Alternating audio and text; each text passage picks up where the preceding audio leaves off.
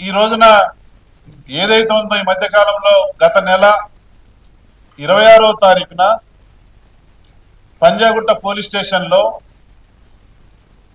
మరి ఏదుంపుల కేసు విషయంలో ఎఫ్ఐఆర్ నమోదైంది. ఎఫ్ఐఆర్ నమోదైన సందర్భంలో నాకు అన్యాయం జరిగింది,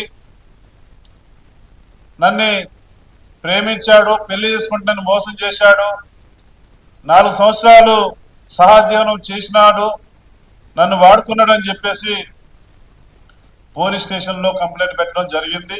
ఎఫ్ఐఆర్ అయింది.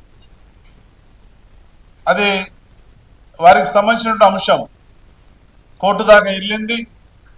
కాంప్రమైజ్ చేసుకొని కోర్టులో కొట్టేసుకున్నారు.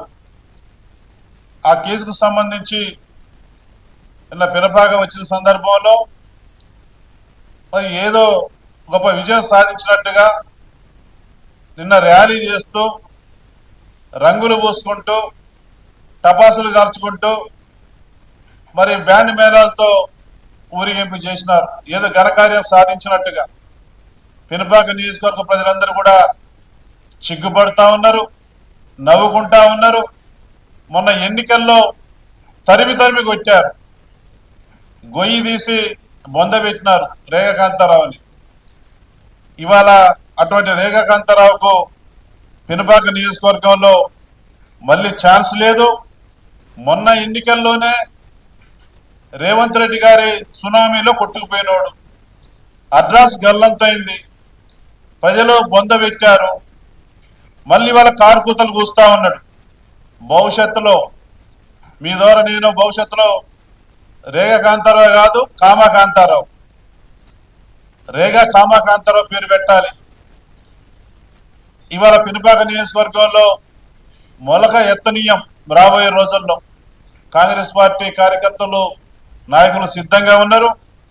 ఇటువంటి చిల్లరగాళ్లకు పినపాక నియోజకవర్గంలో స్థానం లేదు. మరి ఇవాళ ఆస్తుల గురించి మాట్లాడుతున్నాడు.